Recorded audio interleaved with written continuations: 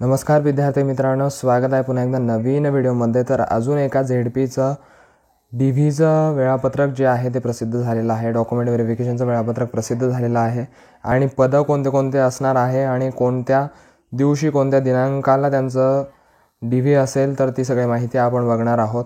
तर चला बघूया नेमका कोणत्या दिवशी डीव्ही असणार आहे आणि पदे कोणते कोणते असणार आहेत। तर आता आपण आहोत जिल्हा परिषद यवतमाळच्या ऑफिशियल वेबसाईटला।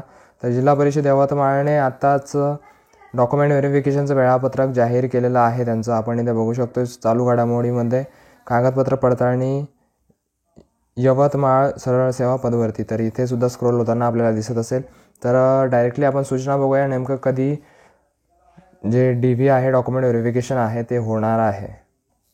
तर त्यातील महत्त्वाच्या सूचना ज्या आहेत त्या आपण डाउनलोड केल्या होत्या आणि त्यामध्ये आपण बघू शकतोय यवतमाळ जिल्हा परिषदेअंतर्गत सन 2023-24 या वर्षात झालेल्या सरळ सेवा पदभरतीच्या खालील संवर्गाचा निकाल IBPS कंपनीकडून प्राप्त झाल्यानुसार जिल्हा परिषद यवतमाळने मान्य जिल्हाधिकारी तथा जिल्हा निवड समिती अध्यक्ष यवतमाळ यांची मान्यता दिनांक 15 मार्चनुसार खालील संवर्गाची तात्पुरती निवड यादी व प्रतीक्षा यादी जिल्हा परिषदेच्या संकेतस्थळावर प्रसिद्ध करण्यात आलेली आहे। प्रसिद्ध केलेल्या यादीमधील उमेदवारांना 5 एप्रिलला सकाळी 11 वाजता जिल्हा परिषद वसंतराव नाईक सभागृह यवतमाळ। तर इथे आपल्याला पत्ता दिलेला आहे, पत्ता व्यवस्थित नमूद करून घ्यायचा आहे। जिल्हा परिषद वसंतराव नाईक सभागृह यवतमाळ आणि 5 एप्रिल सकाळी 11 वाजता तिथे उपस्थित राहणं गरजेचं असणार आहे। येथे त्यांनी सदर आवेदनामध्ये जे दावे केले आहेत त्यांच्या मूळ कागदपत्रासह 2 प्रती झेरॉक्स प्रत घेऊन तपासणीकरता हजर राहणं गरजेचं असणार आहे। परीक्षेचं हॉल तिकीट, परीक्षा फॉर्म भरल्याचा पुरावा, ओळखपत्र, आवश्यक शैक्षणिक अर्हतेचे संपूर्ण कागदपत्र, तुमच्याकडे जे कागदपत्र असतील तर ते पूर्ण कागदपत्र तुम्हाला इथे लागणार आहेत। सगळे कागदपत्र आपण घेऊन जायचे। कास्ट सर्टिफिकेट, त्याचं व्हॅलिडिटी वगैरे सगळे सर्टिफिकेट जे आहे ते तुम्हाला तिथे असणं गरजेचं असणार आहे। आणि पदं कोणते कोणते असणार आहे तर कनिष्ठ अभियंता स्थापत्य, त्यानंतर औषध निर्माण अधिकारी, त्यानंतर कनिष्ठ सहाय्यक लेखा, स्थापत्य अभियांत्रिकी सहाय्यक आणि तपासणीचा दिनांक जो आहे तो सगळ्या पदांसाठी 5 एप्रिल असणार आहे आणि वेळ जी असेल ती सकाळी 11 वाजता तुम्हाला उपस्थित राहणं गरजेचं असेल। जिल्हा परिषद वसंतराव नाईक सभागृह यवतमाळ। आणि आपण इथे बघू शकतो त्यांनी लिस्टसुद्धा निवड याद्यासुद्धा प्रसिद्ध केलेल्या आहेत। आपण इथे आता बघितलं की स्थापत्य अभियांत्रिकी सहाय्यक बांधकाम यांचे जे 16 पदं होते तर त्यांची ती निवड यादी जी आहे ती सुद्धा प्रसिद्ध झालेली आहे।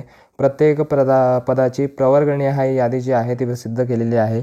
जे आपण बघू शकतो प्रवर्गनिहाय जे पदे होते ते खुला जातीला 1 होते, त्यानंतर अनुसूचित जातीसाठी 3 आणि महिलासाठी 1 त्यामध्ये, त्यानंतर भटक्या जमाती गट ब त्यासाठी 2 पदे आणि महिलासाठी 1 पद, त्यानंतर भटक्या जमाती क साठी 1 पद, त्यानंतर विशेष मागास प्रवर्ग त्यासाठी 2 पदे आणि महिलासाठी 1 पद होतं आणि इतर मागासवर्गीयासाठी 1 पद होतं आणि EWS साठी 6 पदे होती, त्यामध्ये महिलाला 2, माजी सैनिकला 1 आणि अंशकालीनला 1।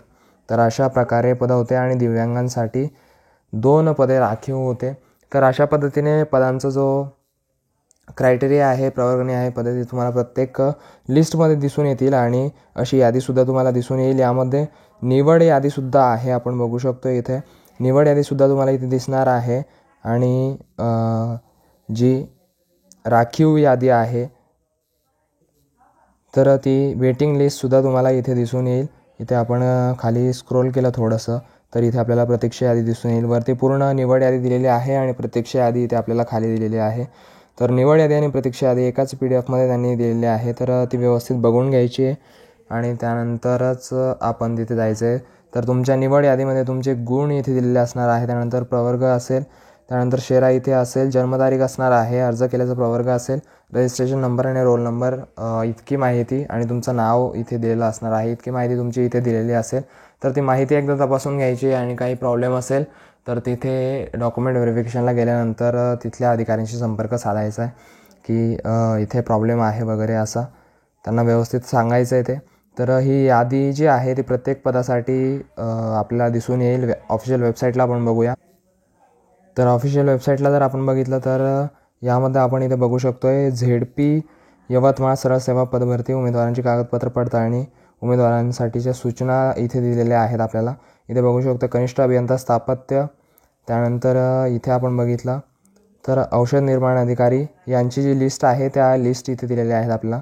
त्यानंतर कनिष्ठ सहाय्यक लेखा, स्थापत्य अभियांत्रिकी सहाय्यक यांचे तुम्हाला लिस्ट लागत असतील तर मला कमेंट सेक्शनमध्ये कळवा. मी तुम्हाला लिस्ट ज्या आहेत त्या तुम्हाला आपल्या टेलिग्राम चॅनलला उपलब्ध करून देईल. टेलिग्राम चॅनलची जी लिंक आहे ती डिस्क्रिप्शनमध्ये दिलेली आहे. तिथे जाऊन तुम्ही त्या लिस्ट बघू शकणार आहात. मला फक्त कमेंट सेक्शनमध्ये सांगा की तुम्हाला त्या लिस्ट हव्या आहेत की नाही.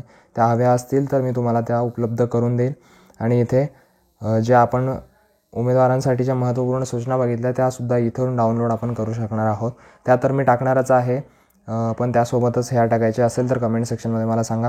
व्हिडिओ आवडला असेल तर व्हिडिओला लाईक नक्की करा आणि अशाच नवीन अपडेट्ससाठी चॅनलला सबस्क्राईब करायला विसरू नका, जेणेकरून नवीन अपडेट जे आहे ते तुमच्यापर्यंत पोहोचत राहतील. तर चला भेटूया अशाच नवीन इन्फॉर्मेटिव्ह व्हिडिओसह. तोपर्यंत काळजी घ्या. All the best.